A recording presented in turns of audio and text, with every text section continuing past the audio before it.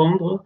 Donc, je suis reparti du verset de Corinne 37,7, donc, où enfin, l'interlinéaire parle de l'espérance. Donc, c'est vrai que c'est pas le mot Emouna, parce que le mot Emouna, c'est vraiment le principe de la foi, le principe de la création. Hein.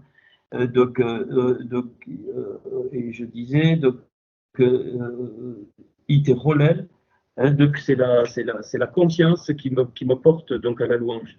Donc, et la louange, pas au sens chrétien, hein, mais donc dans le sens que je ne peux pas voir la lumière. Il y a des moments où donc, la lumière ne peut pas être vue. Pourquoi? Parce qu'il y a un voile qui descend. Et donc, c'est le cas des lamentations de Jérémie. On est en plein dedans. Donc, et pourquoi ce voile? Parce que lui, cet être qui s'appelait Eliel Ben Sharar, donc étoile du matin, donc la lumière, Ben Sharar, fils de l'aurore, et Sharar, si tu inverses les lettres, tu obtiens Rocher, c'est les ténèbres. Donc, et parfois, ce voile descend. Et ce que j'ai beaucoup aimé, c'est ce qui a été dit, hein, c'est que c'est Hachem qui permet que ce voile descende, et même en tant que ses enfants, on ne voit pas. On ne voit pas, non pas parce qu'on n'est pas capable de voir, mais parce que c'est voulu par Hachem, parce que le bien se cache dans le mal. Donc, mais ce voile, on n'a même pas à le combattre. Notre seule action, c'est ce mot-là, c'est iterolel. Donc itero, donc ro, c'est presque la même, même lettre que le rem, c'est-à-dire la chaleur, la vie. Et justement, la vie qui a donné rem, donc la matrice. Donc, et on continue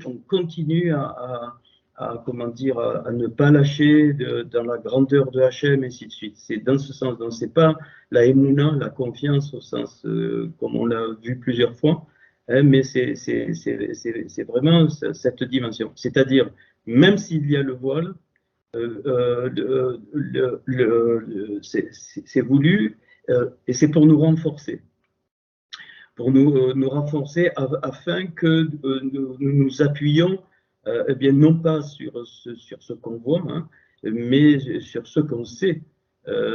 Sur ce qu'on sait. Alors évidemment, ce voile peut nous entraîner vers la mort. Enfin, le but de Satan, c'est qu'on perde la lumière, c'est-à-dire qu'il n'y ait plus d'espoir du tout, qu'il n'y ait plus donc, ce relais, c'est-à-dire que absolument tout est entre ses mains. Donc, ça veut dire que j'ai pas à craindre, mais ça ne veut pas dire qu'on n'aura pas des soucis, qu'on n'aura pas des difficultés, qu'on va avoir la fleur au fusil. Non. Hein, ce qu'il faut comprendre, c'est que notre vie vient de sa vie, ça a été dit. Et donc, même s'il y a les ténèbres, même s'il y a les rochers au lieu de l'aurore, le charar, eh bien, il y a eu un soir, il y a eu un matin. Vaï, donc, Erev, Vaï, Voker. Donc, et le soir, donc, Erev, c'est les mêmes lettres que corbeau. C'est pareil, hein, c'est exactement les mêmes lettres, c'est-à-dire c'est une consonance de voile donc noir, de voile négatif qui vient, hein, et donc qui vient s'étendre et même s'étendre sur des nations, sur le monde. Et donc je crois qu'on est dans ces temps, hein, on est dans ces temps où il ne faut pas espérer de voir les choses, comment dire, toujours remplies de lumière, et ainsi de suite. Mais Hachem va nous faire comprendre donc ces choses. Et donc ce Lot, eh bien, c'est pas pour rien que c'est les deux lettres, enfin c'est les deux premières lettres qui présentent les anomalies dans les lamentations. Donc c'est le lamentation 1.12 qui commence par Lamed, et on a vu l'autre jour, hein, donc où il est dit l'eau, non, non pas vous, je vais un peu juste reprendre ça, et puis on va laisser un temps, peut-être un temps de partage, je ne sais pas. Mais et puis donc la deuxième anomalie qu'on verra dans les détails la prochaine fois, c'est donc les Lamentations, chapitre 2, verset 9. Donc, et se sont enfoncés, Tevaou. Donc, et Vaou, Vaou en araméen, ça se trouve dans le prophète Daniel. Vaou, c'est une requête, une pétition.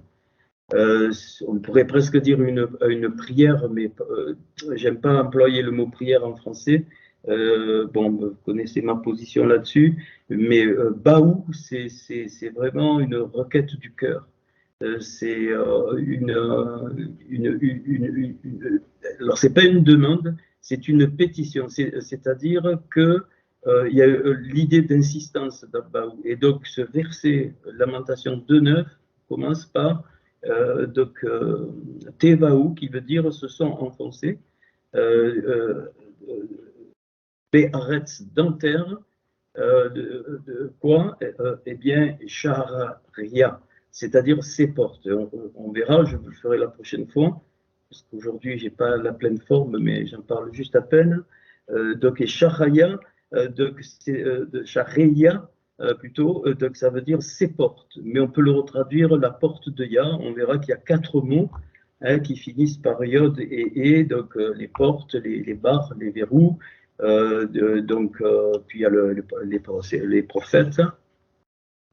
Et puis, donc, quand il est parlé des princes, donc son roi et les princes, c'est pareil. Et donc, la première anomalie, la première lettre qui est plus petite, c'est le Lamed. Et c'est ça qu'on est en train donc d'étudier dans Lamentation, donc 12. Et la deuxième lettre plus petite, c'est le Tet. Donc il vaut 9. Et Lamed de Tet, c'est Lot. Il n'y a pas le Vav, parce que c'est le principe du voile. Lot sans le Vav, c'est le principe du voile. Et quand tu mets le Vav au milieu du Lamed et du Tet, tu obtiens le nom de Lot, le neveu d'Abraham, qui veut dire voile, quelque chose qui est voilé. Et donc, alors, ce qui a été dit, c'est important, mais à condition de comprendre ce qui s'est passé entre Lot et Abraham.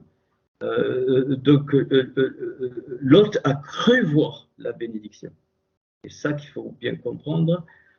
Il a vu que c'était un jardin de l'Éternel jusqu'à Sodome, et donc Gomorrhe. Et donc, vous voyez, il s'est fié à ce qu'il a vu et ça l'a voilé. Donc, même la bénédiction de Hachem peut être un piège pour nous. Et c'est pour ça que j'ai bien aimé ce qui a été dit, c'est que quelle que soit la situation dans le monde, quelle que soit la situation personnelle, et c'est vrai que je pense qu'il y aura des changements, des difficultés, là où on pouvait vivre normalement, c'est évident qu'il va y avoir des choses assez perturbantes, mais on ne doit pas regarder à la bénédiction apparente. Hein, et on doit plutôt avoir l'attitude d'Abraham pour inverser ces deux lettres, le Tet et le Lamed, et obtenir Tal, la nuée. Hein, Tal, c'est la même racine que la pluie, la nuée. Ça, c'est la vraie bénédiction. C'est-à-dire, Tal, tu ne vois pas. Tu ne vois pas, mais tu sais. Tu sais, donc pourquoi? Parce que c'est le principe de la Emouna. Tu sais que Hachem contrôle tout, et donc ça t'entraîne à cette espérance dans ce Genèse 37, pas Genèse, Psaume 37, verset 7. Tu sais, point. Donc la nuée est là, c'est-à-dire la Shekhinah, la présence, même si on ne le sent pas. Et je pense que Jérémie, dans les Lamentations, il a vu que du chaos.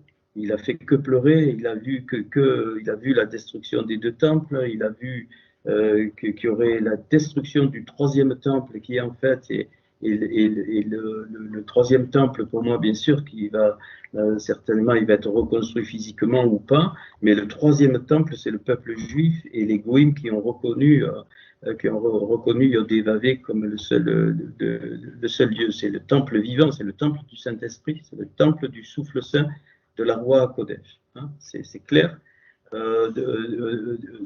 Voilà. De peut-être relire des passages de l'Apocalypse, même en français, ça c'est pas grave, ça donne quand même donc une idée où il y aura même des épreuves fortes pour les saints, pour les bien-aimés, autant chez les juifs que chez les non-juifs. Et donc Hachem va parler de façon forte pour que ce voile, pour qu'on puisse percer, pour voir au-delà, du moins pas par les yeux ni par l'entendement, mais par la foi, par la émouna, voir donc au-delà, voir quoi? Ben, c'est deux témoins, Moïse et Élie. Donc Moshe et Eliaou qui représentent pour moi donc la Torah appliquée, hein, la Torah écrite, la Torah, et Élie qui représente la Torah vivante, c'est-à-dire Élie, lui, il a confronté. Alors quand et ces deux lettres donc, qui sont, bon, je ferai la deuxième anomalie mercredi prochain. Ces deux lettres, eh bien rappelez-vous, mais j'étais peut-être passé vite. J'ai peut-être passé vite. Eh bien, elles me montrent dans un sens et dans l'autre ce qui a été fait, mais ce qui a été fait dans le négatif, eh bien, peut être retourné et reconstruit dans le positif. Alors, c'est pour nous individuellement, mais c'est aussi pour tout le corps. Et donc, en revenant sur Lamentation 1.12, je ne sais pas, bon, je n'ai pas donné encore quelques détails. Donc, on avait vu hein, que ça correspondait donc aux paroles de Yeshua au moment de la croix, hein, donc la fameuse lumière. Donc, mon Père pardonne pour eux, car non eux savent parce qu'ils ne savent pas. Alors, si je vais reprendre juste ça et compléter par voilà.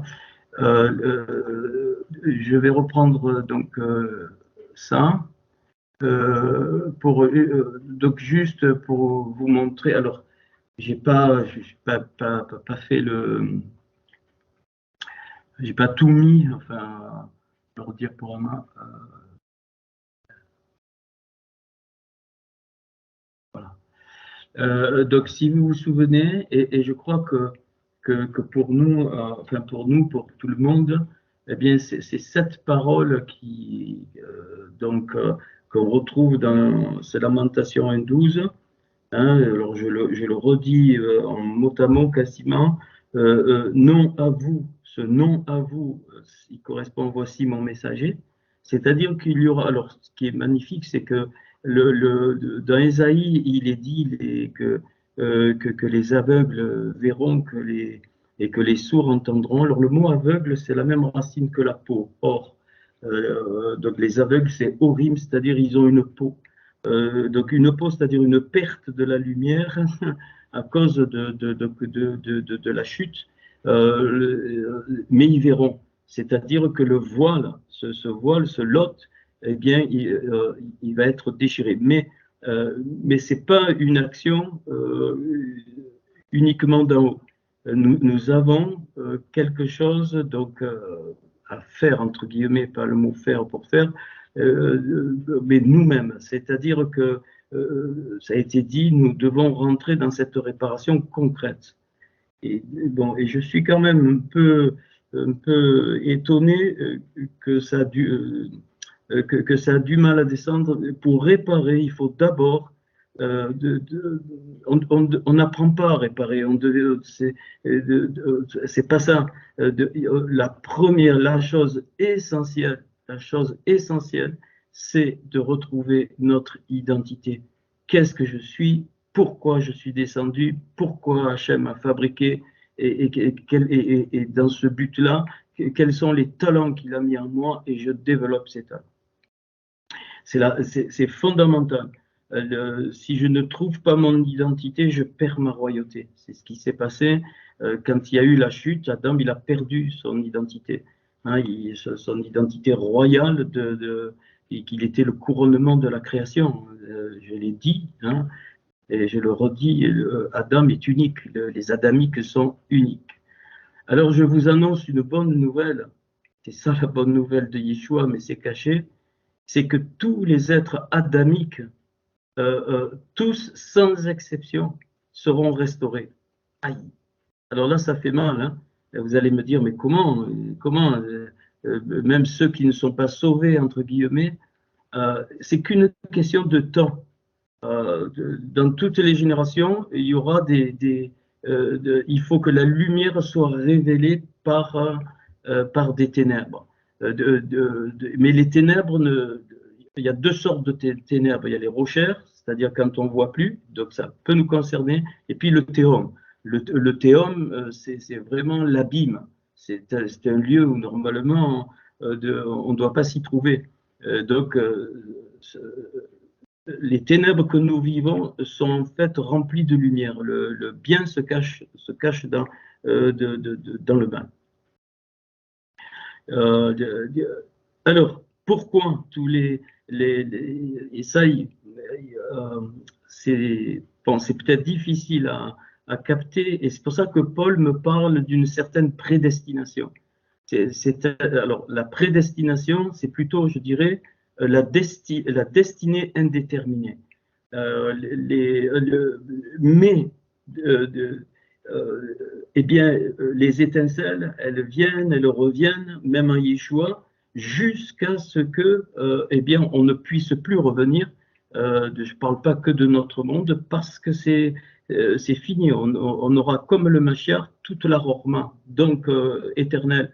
La mort ne pourra plus nous toucher, et donc on est réintroduit dans le Gan Eden, dans le jardin d'Éden, et plutôt dans le corps qui existe depuis toujours, donc le Adam Kadmon, ou appelle ça comme tu veux, le corps du peuple. Chaque étincelle juif et chaque étincelle donc des goïms qui deviennent juifs par la circoncision du cœur, comme il a été dit la dernière fois, eh bien, la peau redevient lumière, c'est-à-dire que l'aveugle retrouve la vue. Les aveugles verront, c'est d'un prophète Ésaïe, puis ça a été repris, les aveugles voient, les sourds entendent. Les sourds, la racine du mot sourd, eh bien, c'est coupé. Donc, il y a quelque chose qui a été coupé dans l'entendement à cause de la chute. Et donc, notre part de la restauration, c'est de déchirer ces peaux qui nous rendent aveugles et de reconstruire, la connexion par l'entendement, c'est-à-dire par les oreilles, parce ça a été coupé. C'est pour ça qu'ils ont vu la voix. Ça a été dit, redit, ils ont vu la voix, c'est-à-dire il y a de aveugle, enfin, ils n'étaient pas, mais quand on est aveugle, on doit voir, et on voit quoi? On voit la voix, c'est-à-dire tout le message de Yeshua, du moins dans l'interprétation de la Torah. Alors, je reprends juste pour vous montrer juste, hein, bon, je ne vais pas reprendre tous les versets, donc en hébreu, de Gabi, c'est l'arem qui, donc, Einam Yodehim Ma Em Osim. Ça, alors en français, c'est mon père, pardonne-leur, car ils ne savent pas ce qu'ils font. Donc ici, pour retraduire la valeur de ces trois mots, c'est un principe de vie de la Torah. Ici, c'est pas le pardon, je te demande pardon, ça c'est des foutaises, hein. C'est le principe de vie, c'est-à-dire c'est l'amour du prochain. C'est une clé, c'est donc la libération du prochain, donc c'est une véritable lumière. Et c'est pour ça que la valeur de ces trois mots, c'est makom, c'est-à-dire le lieu. C'est le lieu où ça se passe. Donc cette restauration de la lumière, c'est le lieu où ça se passe, et on le sait, c'est à la croix dans le sens comme on a déjà abordé. Donc le qui, ça vaut 30, donc tu peux mettre un lamed, c'est-à-dire pour. Donc enam yoedim, ça veut dire de rien connaître.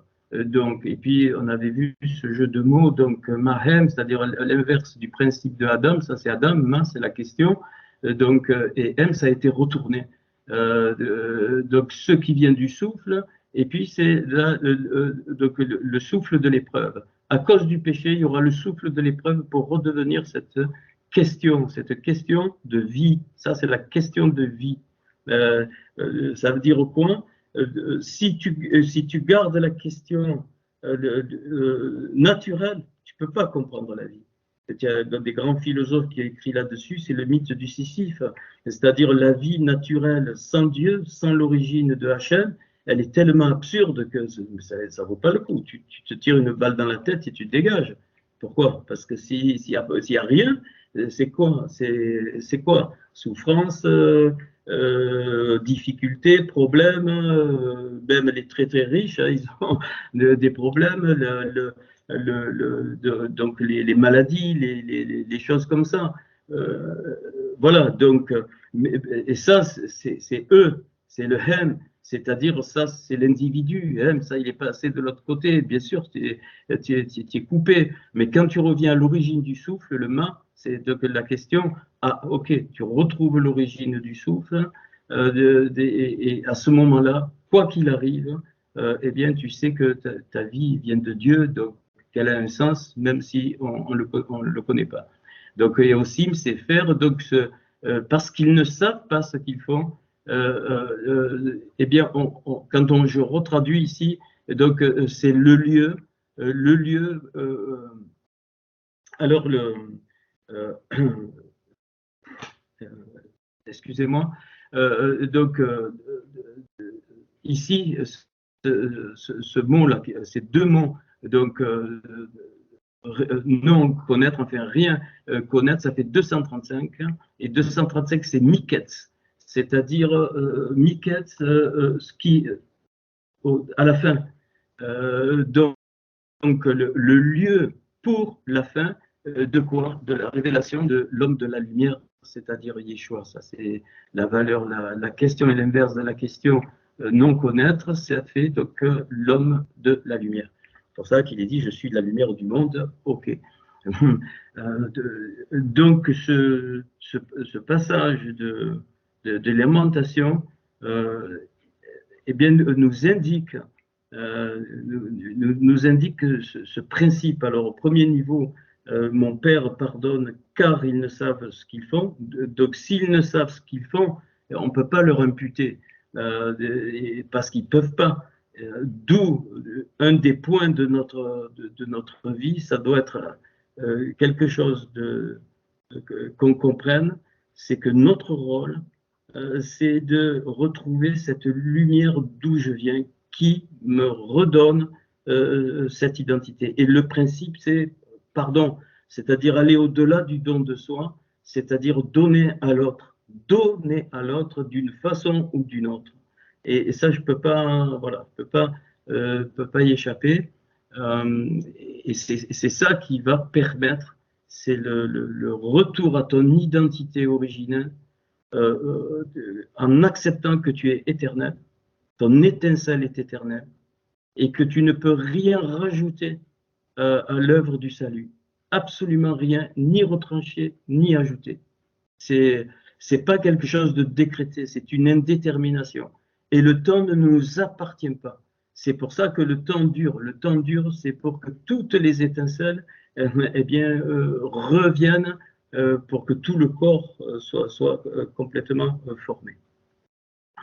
Et c'est un petit peu dit hein, dans les échanges. Donc voilà, choisis la vie et pas la mort. C'est pourquoi choisis la vie. C'est d'où tu viens. Tu viens de la vie éternelle. Rappelle-toi dans Jean 17, hein, c'est qui la vie éternelle, c'est qu'ils te connaissent, toi le seul vrai Dieu. Et connaître Hachem, c'est être connu de lui. Et si je suis connu de lui, eh bien, il va me révéler mon identité. Ça, c'est très, très clair là-dessus.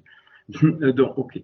Alors ici, je ne vais pas tout faire, mais donc le deuxième, rappelez-vous, on pouvait traduire et tout passant chemin, c'est-à-dire tout passant chemin, c'est les personnes qui réfléchissent, qui se posent une question, tout passant chemin. Et donc on avait vu que c'est Yeshua avec ses yeux, donc qui est la vérité. Et donc, c'était la Rochma et la Bina, hein, et ces yeux représentent la Rochma donc, et la Bina. Je ne vais pas refaire juste ça que je n'ai pas fait. C'est que Hamen Omer Abi, donc, quand il dit, donc en vérité, alors c'est Amen, hein, souvent, c'est en vérité, je te le dis. Donc, c'est Abi Omer Ani. C'est remarquable, hein, ça vaut 443, c'est-à-dire c'est la vérité. Behemet. Ça, quand il dit Amen, Omer, Ani, il dit voilà, voici la vérité. Donc les rats, donc c'est pour toi. Et qu'est-ce qu'il dit? Il dit Yom Tiyeh, il m'a dit Began Eden, donc à celui qui retrouve la vue et qui entend à nouveau la voix en voyant, en comprenant Yeshua à la croix, donc le larron qui accepte ça. Eh bien, vous allez voir, il lui dit, tu seras avec moi dans le jardin d'Éden aujourd'hui. Alors, ça ne veut pas dire donc aujourd'hui, enfin, aujourd'hui à l'instant, ça veut dire, il lui dit, tu as compris qui j'étais, je suis la Torah vivante, et à cause de ça, tu fais partie de l'épouse. Et on le voit, c'est caché, mais on le voit ici. Je l'ai fait. Donc, le Hayom, le jour, c'est Ani, moi. Donc, c'est Yeshua qui parle. Donc, Teye, eh bien, c'est pareil, Aïta, donc j'étais, Betzala, c'est Himadi, avec moi. Et c'est pour ça que je martèle depuis un moment en vous disant que la croix, c'est pas la croix, l'événement, c'est vraiment le principe créateur. Il m'a dit avec moi, c'est-à-dire de toute éternité, j'étais dans la croix, dans le sens principe créateur, Kala et l'épouse aussi dans la croix. Verset symétrique 124, 124, 55 ici, donc au milieu. Donc il lui dit, tu as compris la vérité, c'est que moi, j'étais dans la croix et l'épouse est dans la croix, pas c'est mon épouse. Voilà. Et c'est ça qui le brigand sur la croix, et donc ce tout passant chemin qui on retraduit donc par la Rorma et la Bina de Yeshua. Ok. Donc ça, alors je vous parle de ça parce que je veux reprendre ces points lumière, vérité, donc foi, et pour nous donc sainteté, pureté, alliance et vie. Bon après on peut compléter. Alors là, alors il y a la Emouna ici. Bon, on avait vu la dernière fois Torah Goïm et Beshora Elohim, donc ça c'est fait. Et ici, donc le quatrième point, on avait vu ça, ici est douleur comme ma douleur, on a vu que c'était l'homme de croix, hein, qu'on pouvait retraduire, qui vient de la montagne, et c'est mon Dieu, pourquoi abandonner moi? Eh bien, je peux retraduire de pour la croix, est venu le crucifié. Hein, donc c'est ça, donc il n'a pas été abandonné, c'est-à-dire coupé, mais c'était un instant où eh bien, le principe de la croix est révélé maintenant sur la terre, donc, parce qu'il est venu pour ça. Lui, sa mission, la mission de Yeshua, c'était d'être crucifié. Point final, c'est tout. Pour révéler cette grande lumière. Et après, bon, ben, sans ce que les hommes m'en ont fait, ça ne nous appartient pas. Alors, et puis, donc, quand il dit j'ai soif ici, donc Tsameti, bon, je n'ai pas eu le temps, qui vaut, donc, c'est en fait, c'est Rachim, c'est les têtes, et il dit j'ai soif, et Rachim, alors c'est dans Genèse, quand il est dit que ce fleuve rentrait où? Dans le Gan Eden, et il se partageait en 4 bras. Bras, on a mis bras, mais c'est 4 têtes. Et tête, c'est Rachim, c'est exactement j'ai soif, la valeur de j'ai soif. Et donc ces 4 fleuves, alors il y a le Nahar central, et puis ça se sépare en 4. Donc c'est les 5 livres de la Torah, et les 4, c'est les 4 évangiles. Je le montrerai donc une autre fois. Donc c'est vraiment l'accomplissement et la révélation de Yeshua dans le jardin d'Éden. Donc la Torah et la Pécha. Ok. Alors, donc ça c'est. Puis quand il dit donc. Quand il dit Nishlam, c'est-à-dire donc c'est achevé, hein, tout est achevé. Alors là, c'est bien, ça a été parlé tout à l'heure aussi. Si je prends cette lettre, que je la mets, pardon, excusez-moi. Donc si je prends, si j'inverse, même la med Shin-Dun, mais Lachon. C'est-à-dire, Melachon, l'inverse de Nishlam, tout est compris, mais Lachon, ça veut dire ce qui vient du langage. Et Lachon, ça fait 380 en valeur, donc ça fait encore 420 et c'est lié donc, à la valeur de Yeshua. Yeshua, c'est 386 avec le Vav, mais tu peux enlever le Vav. Le principe de Yeshua, c'est exactement, mais Lachon, c'est, pardon, Lachon, le langage, 380. Et ici, donc, quand il dit tout accompli, il redonne les dimensions de l'arche. C'est-à-dire que c'est l'arche de Noé, hein, donc, qui faisait 30 en hauteur, qui faisait 50 en largeur, et puis 300 donc, en longueur. Donc, noir qui veut dire donc, le repos, quand tu l'inverses, ça fait Rem, la grâce. Donc, quand il dit tout est accompli, il inverse, c'est qu'on est rentré dans la grâce pour les goïms. Donc, je l'ai dit ce que c'était hein, la grâce la dernière fois. Donc, c'est avoir accès à tout l'héritage qu'il a donné au peuple juif par Yeshua. C'est ça, la grâce. C'est pas. OK. Et là, c'est c'est accompli dans le Nishlam. Et puis, bon, le dernier qui clôture le tout, c'est donc le signe. On avait vu que c'était le signe, dans le signe de vie, donc, et l'expression, donc, mon père, dans tes mains, je confie mon souffle, donc ici, donc, Habib et Yedira, dans tes mains.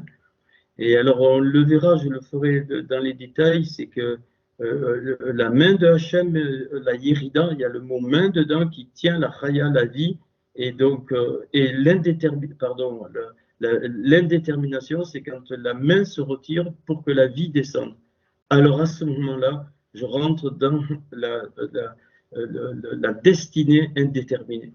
C'est-à-dire que nous allons avoir notre part pour rentrer dans ce que Hachem veut faire. Bien. Alors, je vais peut-être pas, je veux juste vous le remontrer, et puis je finis.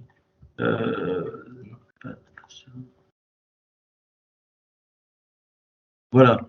Non plus. Voilà. Rappelez-vous, la première anomalie, elle est ici, chapitre 1, verset 12, et c'est le Lamed, petit Lamed, hein, l'eau. La deuxième anomalie qu'on verra mercredi prochain, c'est le Tête, qui fait 9. Donc, Lamed, Tête, c'est Lot, et à l'envers, Tal, la nuit. Donc, donc la valeur numérique, c'est 30 et 9, ça fait 39. 39, ça doit te dire quelque chose. C'est les 39 livres du Tanakh. On verra après qu'il y a la troisième anomalie qui nous introduit dans les 66 livres. Donc les 39 livres, donc il y a les 9 fleurs, tu te rappelles de la Ménorah, les 9 livres qui sont des fleurs, je ne vais pas les faire ce soir, et puis les 30 qui sont une...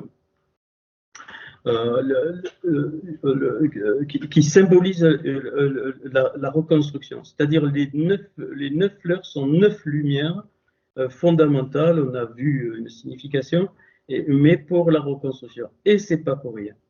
Un jour, je vous ai dit que le Lamed, c'était l'homme avant la chute. Et le Tête, c'est l'homme après la chute. Et donc, ce qui a été dit est important. Et toute notre vie, toute notre vie sera de passer ce plateau au plateau supérieur ici. Ça, c'est la Neshama. Alors, ça, c'est valable pour chaque individu, mais aussi pour tout le peuple. Et donc, la progression entre ces deux versets, ces deux anomalies, eh bien, c'est une reconstruction. Et Jérémie va donner on en a vu déjà des clés avec les portes, tout ça. Et ça, c'est à nous toutes. C'est pour ça que Paul dira, je n'ai pas remporté le prix de la victoire, c'est-à-dire la Neshama placée à la bonne place, mais je cours pour le remporter. Et toute notre vie, ça sera grâce à la découverte de notre identité, de refaire remonter notre Neshama au niveau où elle était avant. Et ça, s'il faut plusieurs paliers, eh bien, il y aura plusieurs vies. On doit retourner jusqu'à ce que ce tête, il redevienne donc le Lamed. Et c'est pas pour rien que donc ces deux lettres présentes sont plus petites. On verra. On verra dans les anneaux de Teva où se sont enfoncées les portes, bien tête, et Vaou, ça veut dire donc 9, ça vaut 9, mais il est plus petit. Vaou, c'est-à-dire 9 pétitions, 9 lumières si tu veux, mais c'est plus une requête fondamentale, pas une demande. Je ne demande pas, mais c'est un élan. Il y a 9 élans pour pouvoir atteindre la bonne dimension dans l'homme. Ça, c'est l'homme avec la dimension de Hachem. C'est-à-dire, je ne vais pas le répéter, enfin, vous connaissez déjà, ça c'est la Yerida, ça c'est la Raya, la vie, ça c'est la Neshama qui gouverne la Ruach, qui gouverne par le souffle la Nefesh. Et quand il y a eu la chute, la Neshama est tombée. Donc elle est venue là, et cette queue-là, elle remonte ici, donc, et ça a donné ça. Et donc la Nefesh, à cause de la chute d'Adam Arishon, ça c'est la chair, la Nefesh eh bien, est au-dessus de la Neshama. Mais vous voyez que la Neshama n'a pas bougé, elle ne s'est pas transformée. Parce que la Neshama, elle ne peut pas se transformer, elle ne pêche pas la Neshama, elle ne peut que descendre ou monter. Donc le péché a lieu ici, dans la Ruach et dans la Nefesh. Et donc la Neshama, en fait, quand le mot rata qui commence par le mot rata qui commence par être et par ce tête, donc c'est la fin du mot péché, c'est pas le péché au sens où on l'entend, c'est rater le but assigné. La Neshama a raté le but assigné par Hachem, donc elle est descendue. Donc on peut dire que c'est la descente de la Neshama, c'est rater le but. En français, on a traduit par péché. Non. Après, il y a le Avon, le Avon qui est la transgression. C'est-à-dire, je sais ce qui est bien, je transgresse quand même. Et enfin, le pécha qui est la rébellion contre Hachem. Donc voilà, on a traduit par péché, mais la Neshama ne pêche pas. Elle descend, c'est-à-dire elle perd des lumières. Et là, on en a perdu 9. C'est pour ça qu'il y a 9 ici. Ok. Et donc, toute notre vie, tout, je dis vraiment, jusqu'à ce que nous fermions les yeux, eh bien, notre Neshama remonte. Tout ce qu'on va faire, eh bien, c'est dans la volonté de Hachem, eh bien, ça va permettre, pas d'un coup. C'est pour ça que la nouvelle naissance au sens chrétien est fausse. La nouvelle naissance, c'est la connexion à Hachem. C'est la reconnexion par Yeshua à Hachem. Donc, on a conscience d'une vie éternelle, mais toute notre vie, eh bien, nous allons travailler pour que vraiment la Ruach HaKodesh, l'Esprit Saint, eh bien, nous entraîne dans l'homme spirituel. Donc, ça a été dit d'ailleurs, on est de nouveau tous les jours, à chaque seconde, parce que c'est un travail dynamique, c'est pas un acquis. Excusez-moi de démonter ça, je suis né de nouveau, c'est fini, et ainsi de suite. Non, et c'est pour ça qu'il est dit dans la première épître de Jean, l'homme né de l'esprit ne pêche plus, écrit en toutes lettres. si tu l'appliques comme ça, dans le sens chrétien, tu ne peux pas comprendre. Mais l'homme né de nouveau, c'est-à-dire, eh bien, il ne fait plus descendre sa neshama, mais il travaille à la faire remonter. C'est pour ça qu'il fait plus de rata. Du moins, il ne pêche plus, c'est-à-dire, il rate pas le but parce qu'il connaît son identité et de la part de Hachem, et évidemment, c'est l'obéissance. Hein, l'obéissance vaut mieux que tous les sacrifices, donc qui nous permet de remonter la neshama donc à sa place. Et tous les problèmes viennent de la transformation de cette lettre en tête. Donc ici, vous voyez que la raya qui est ici, elle est descendue, mais elle n'a pas bougé, hein, c'est toujours le yud. Et puis, donc, la forme de, pardon, la yerida, ça c'est la yerida, mais la forme de la raya elle s'est allongée parce qu'elle est liée donc à l'éternité. Donc, quand on choisit la vie, ça veut dire quoi? Ça veut dire que, regardez, vous le voyez dans les lettres, ça veut dire que oui, j'accepte et je suis sûr, je sais que je viens d'un endroit éternel. Sinon, ça ne remonte pas. Ça ne peut pas remonter. Il faut que ça, eh bien oui,